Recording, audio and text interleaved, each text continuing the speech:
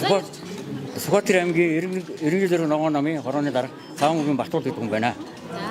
За манай намын 26 жилийн 10 жилийн давхцаад манай намын доторх жигүүрээс зохион байгуулсан онцгой хурал би Сүхбаатар аймгийн 55 гишүүдийн төлөөлөлтөөр энэ их онцгой хуралд оролцож байна.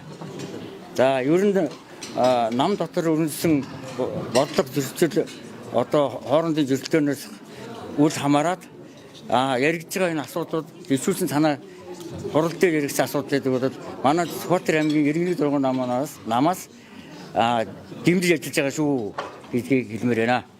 Ер нь бол өнөөдөр бас удирдлагын бүтцийн алдааг гарч байгаа шүү. Дээрээс нь Эренгийн дургуун ногоон намын дүрмийг улсын дэвшүүлж татлахгүй байгаа гэдэг асуудлыг гарч байгаа шүү. Тэрийг танай намыг арчлал алга болчихлоо. Дотоод зөрчил амар өндөртэй болчиход байна гэж яриад байна. Энэ дээр та ямар байсвартай?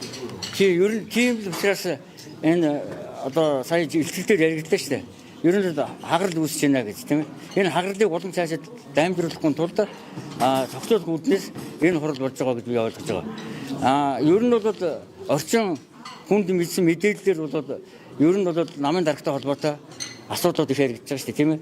Тэгэхээр энэ асуудал энэ онцгой хурал дээр ярьж бол үнэн гэж би үзэж байгаа юм. Миний зүгээс орон нутгийн намын байгууллага удирдах байгаа зүгээс намын одоо ажиллаж байгаа аппарат хэрэглэх газартаа санал гомдол байнга тавьдаг гэсэн. Жишээ нь улс төрийн их хурлын гишүүнд санал өгсөн гишүүдийн тоогоор болдог 450 сая төгрөгийн асуудал. Энэ мөнгө хаагур яаж урсаад яаж асуудаг даа гэдгээ би өөрийн биеэр их асуудал авдаг гэсэн. Жишээлбэл үндэсний орооны хуралд очиод өөрийнхөө одоо үндсэндээ одоо замын зардал эдрээ авч чаддгүй.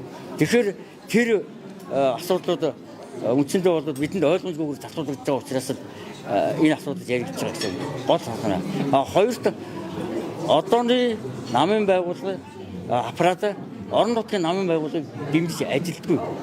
Энэ бол 24 оны их хурлын сонгуулиуд хойш бүр орхигдсон. Тэгэхээр орон нутгийн намын байгууллагууд бол энэ ажиллагаанд шийдвэртэй оролцож байгаа нь харагдаж байна. Ийм байна. Улсын дэвшүүлэг ер нь 4 удаа бол танай намын дүрмийг асуултыг хийж байна. Тэгэхээр танай намын үед одоо дүрмгүй одоо дүтгэлцсэн байна гэж ойлгохоор байгаа шүү дээ. Харин тэгж байна. Улс төрийн намуудын одоо ингээд дүрмийг хэрэгжүүлээд өгсөн байх хугацаанд хууль хугацаад байдаг юм байна. За энэ хугацаанд манайх одоо үгүй аль хэдийн хурлаа хийж асуулт шийдэж явуулчихад жоохон алдааг засаад явуулдаг гэхэд тэр алдааг нь дахин давтаж явуулдаг учраас дээд шүүгээс буцаагаад байгаа юм байна. Тэгэхээр би энийг бол буруу зүйл гэж бодож байгаа. Үндсэндээ бол энэ санаа бол цаашаа дамжуулаад явах юм бол үндсэндээ бол манай одоо жигүүрийн ярьж байгаа санаагаар бол Эренгийн ногоон намыг бол цааш одоо бүртгэлээс хасах ийм санаа авах гэж байгаа юм болоо гэсэн бодол төрөөд байгаа.